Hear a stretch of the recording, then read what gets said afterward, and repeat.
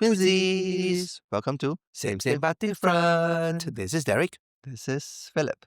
Well, Philip, where are we physically?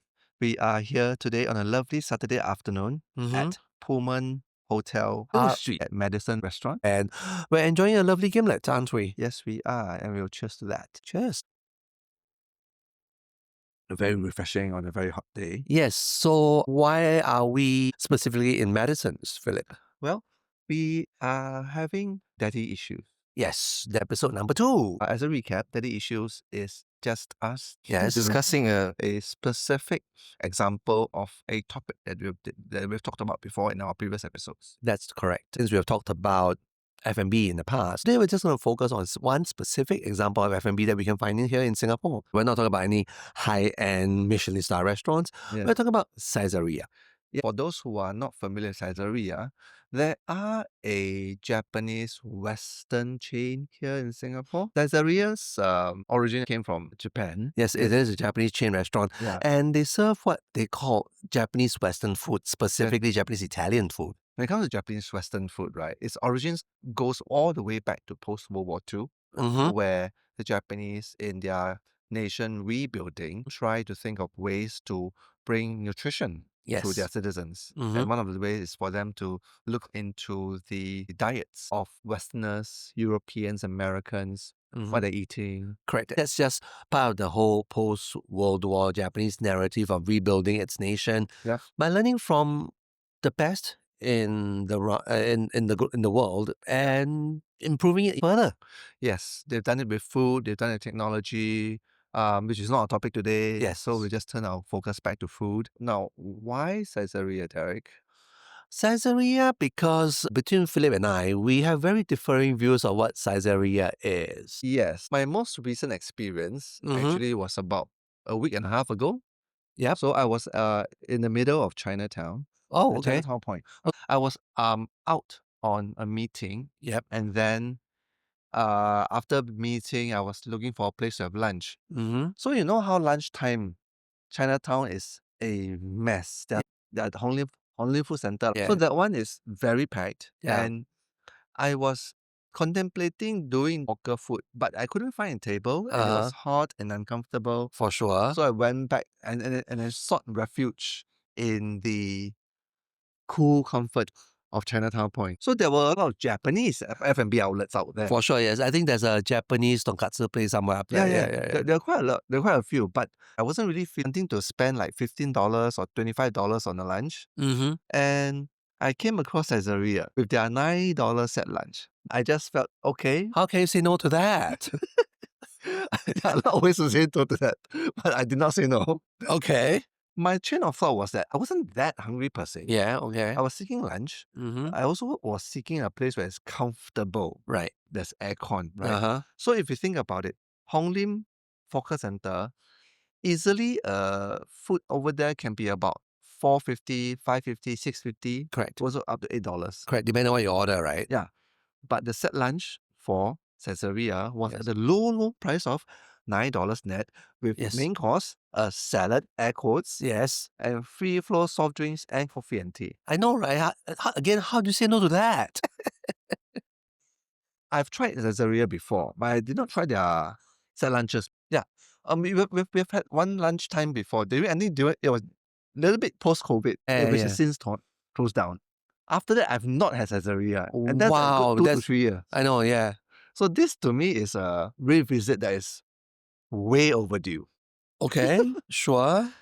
So I went in and I ordered a Japanese hamburger with egg and rice meal. There's beyond that, there's the salad and the soft drinks. I have to say, it is a competent lunch. For the benefit of our listeners and viewers, how would you define a competent lunch, Philip? A competent lunch to me is filling. On surface, it's nutritious. Okay. That to me is competent lunch. Okay. I ordered a hamburger and egg with rice. Right. So to me, there's protein. The salad air quotes. Yep. It's just a collection, a mishmash of stray lettuces and leaves, a drizzling of sesame seed salad dressing. Okay. Which was not giving. Okay. but the main course was actually giving. So to me, it was competent. Adding to that, the free flow of soft drinks, as well as the coffee and tea. I was there at about 1-ish, so the lunch hour has thinned out by then. So it Right. was quite quiet. I Mm-hmm. could have just stayed there and enjoyed more coffee and tea if I wanted to, but Correct. I didn't want to because it is Saizeriya. Okay. So I paid my bills and left. This is a decidedly different attitude towards Saizeriya compared to me, Philip. Why don't you share your experience with everyone? Well, there is a Saizeriya near where we stay, so Yeah. I went to that outlet, one random lunch, and I ordered up a feast, quote unquote. So on top of the low price of $9 net for the set lunch, but for that one I actually ordered a pasta. I think it was laksa clam, and I added a escargot, a quote, and also a burrata salad, a quote. So let's recap. Yes. Main course, the pasta. Correct. An appetizer, escargot. On top of the actual salad, I added a burrata salad. Okay. And of course, there's a free flow drinks as part of the set. So you were quite hungry lah. Yeah, but it wasn't that filling. Oh, sorry, I forgot to add. I also ordered a cake. Yeah, the 3-course set lunch line. 4 course, whereas I had 2 appetizers. When the burrata came, our dear listeners and viewers, even though you're not there, right, I can describe it to you perfectly. It was literally 4 pieces of burrata, very small pieces, 4 spinach leaves, literally 4 spinach leaves, and 2 cherry tomatoes. That makes up the quote unquote burrata salad. And the escargot is something that I always order. I actually do like the escargot. Then, of course, the dessert was a cake. Horribly sweet, but really hits the spot. So, overall, even though I spent way more than $9, in fact, the additional items I ordered cost more than the lunch set, Yes. I thought it was a giving lunch. It wasn't competent. I thought it was giving. Did you remember how much? I think in total, pushing $20 because the additional items were a la carte, which meant that it will add up to much more than $9. Wait, that means you paid extra for the escargot, Yes. the burrata salad, as well as the cake, Yes. which came up to roughly about $11. Yeah, let's say about $11. Okay, $11 for 3 items. Okay. Right? Okay. And this is where Philip and I differ greatly on this thing called Saizeriya. These daddy things Yes. that Saizeriya has a very specific purpose in existing. We always half-jokingly say that it's the first entry point for NS boys and their girlfriends. Yes. Maybe not NS, JC. When they want to have Italian food, quote, air quotes, Correct. and they want to have a nice, comfortable environment. Yeah, and then of course, if you're JC too, you'll be 18 years old and you can drink that Italian wine at the low price of $4.90. Please don't. But you have tried it before. Yes, I've had the red wine before. And it costs all of $4.90. Yeah. Nobody should drink the wine. Nobody. Nobody should drink the wine, just like nobody should mistake Saizeriya for a restaurant. It is not a restaurant. Correct. What do you call it? The official term is called QSR, a quick serve restaurant. But in terms of how it actually works, I call it a pantry. A wet and dry pantry. Why do you call it a pantry, Philip? Because all the food just needs to be heated up. Just like for you work in the office, right? You bring your lunch, you go to the pantry and heat up your food. For our listeners and viewers who are not aware, this is exactly how Saizeriya keep their costs so low. If you have the chance to peek behind the curtains and go into the kitchen, you realize that there are no cooks, there are no chefs, there are no sous chefs, there's no one cooking, quote unquote. The staff there, right, according to one of the research that we have done, yes, you just need 7 days, sometimes less, to be onboarded and to be a full-time crew. Don't get us wrong, these people still need to be qualified in food, service, hygiene, safety. But that aside, for you to be a competent, quote-unquote, Saizeriya staff in 7 days shows that you don't really need to know how to cook. Yeah, push buttons. You need to know how to Correct. push buttons. Open microwave doors, close microwave doors, listen to the ding, and serve. So for me, Derek, I think that's great. I have no pretense of going into a quote unquote Italian restaurant. I pay exactly as per what I get. In fact, I laughed out loud when I got the burrata salad because it was comically accurate. And inadequate. Yes, it's accurate but inadequate, but it's fine. It's fine. It's so cheap, it doesn't matter. This runs in parallel with what we discussed last week about fashion and Shein. Our dear listeners who were not with us, in the last episode, we basically rained our vitriol on Shein. We said shame on Shein. I think it's a different story altogether. How different is it, Derek? First things first, we all know how expensive it is to dine in Singapore. And this is us talking as two gay men, daddies, if you will, who have no family and things like that, right? For people who do have family, can you imagine a family of 4 trying to go to a quote-unquote Italian restaurant? If our boy have a good appetite and our girl is picky about her food, it will easily run up to the hundreds for a family of 4. Pizzas, as we have experienced before, can go upwards of $40, $50. Exactly. Pastas these days, artisanal handmade pastas, it can be $25. Yeah. So to me, the whole offering or the positioning of Saizeriya, it being a food serving center, not a restaurant, food serving center, essentially means that we have dropped all pretense of it being a Italian restaurant, quote unquote. Yep. And you get exactly what you pay for. Sure, the escargots may not have been air flown from France. I know, sacre bleu. But again, it's adequate. To me, it's adequate.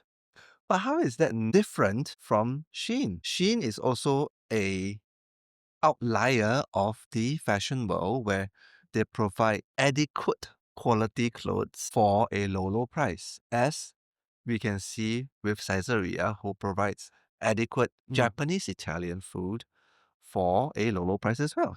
The difference here, Philip, is democratization with impact versus democratization with benefit. Pray tell. Growing up, we have never been to a Western restaurant. Our closest proxy Yes. is actually Jack's Place. Jack's Place and Swenson's. Correct, yeah. And going to Swenson's used to be a treat. It's only reserved really for birthdays, right? The nearest one that we had before it became a huge chain was the Changi Airport. Yes.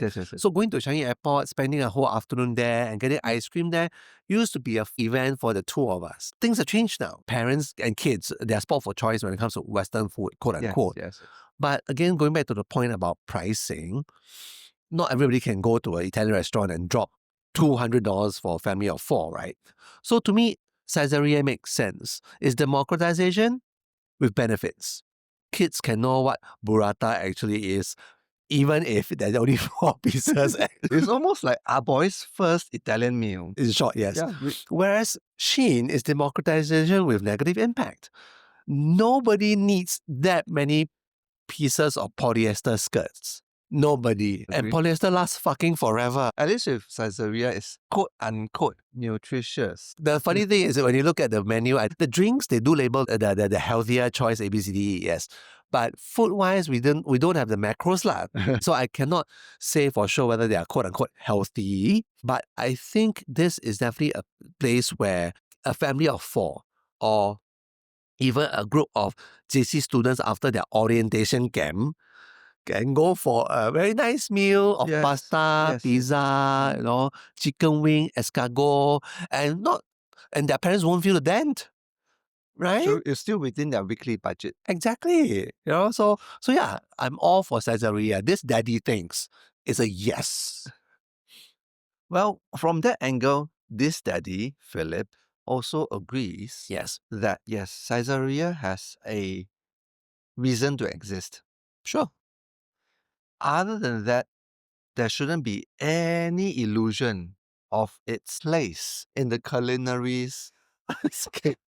Not at all. Make no mistake, it is not going to make any dent. in the Yes. culinary landscape. Philip, what do you think is Caesaria's reason to be?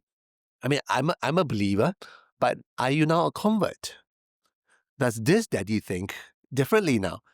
I would say that the next time I step into Caesarea, probably it'll only be within the reason of convenience and comfort. Okay. So That's all. no emotional attachment. No, no, no, no, no. So It's not even about food. For me, it's comfort and convenience. will there be an angle, Philip, where maybe you ordered the wrong thing? Okay, fine. We get it. It's not the creme de la creme of culinary excellence. But what if there's a menu item in there that's cheap and actually more than competent? For example, I would say the desserts are not too bad for something that's pre-made in a factory. if you want to Fucking feel, sweet lah, fucking sweet. yeah, But if you want to be diabetic, then yes. oh, you have to suspend your sourness, Sally. I cannot lah, I cannot. Okay, that's the part that I think I need to work on, where I have to suspend my nutrition thing. Yes, Philip's not a food Nazi, but you really, really are hard on yourself on what you eat, man. Yeah, I feel guilty when I have a junk food. I'm not a big fan of junk food, but when I have to, I feel guilty afterwards for like Okay. 3 minutes and I'm good.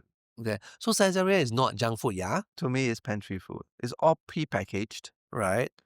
We are not saying pre-packaged is good or bad. Correct. It is convenient. Yes, it is a food preparation / serving method that can achieve economies of scale for businesses to survive. And we do think Yes. that Caesarea, at the end of the day, could be a business model that can easily be replicated. Because there's nothing stopping another cuisine. Could be the next frontier in food preparation if you can make great tasting pre-packaged food. We have seen it with a lot of Chinese food that's already Yes. pre-packaged. There's also a hula baloo that happened in China, Hong Kong recently, Yes, yes. where there was this skirmish about how a brand tried to say that they're not pre-packaged Right. food when they actually are Uh-huh. pre-made food actually. Not Yeah, pre-made. pre-made. Yeah. I think for consumers who are paying and benefiting from low price points, Yeah. you have to walk in knowing what to expect. Daddy Derek thinks that it is entirely plausible and very welcome. In closing, I think both brands and consumers need to go into this thing with their eyes Wide open. Brands need to acknowledge that they are Correct. capitalizing Yes. and leveraging pre-packaged foods and its economies of scale. Yeah. And for the consumers, you really have to bring your expectations down more than a few notches. Then you really enjoy the experience that Caesarea offers. As you would, Derek, the next time when you choose to go there again. Yes, it's so accessible. There's so many around us. We've come to the end of this episode. Yes, Philip, this has been fun. I'd like to thank our viewers and listeners for joining us. Yes, thank you. And as always, please click like Subscribe. and comment in our channel. Please share this video with all your friends as well. Let us know whether you like Caesarea or you hate Caesarea. Why? And more importantly, will you tell your friends about Caesarea just as much as you tell your friends about us? Until the next time, this has been Daddy Issues and this has been Philip This is Derek. signing off. Bye.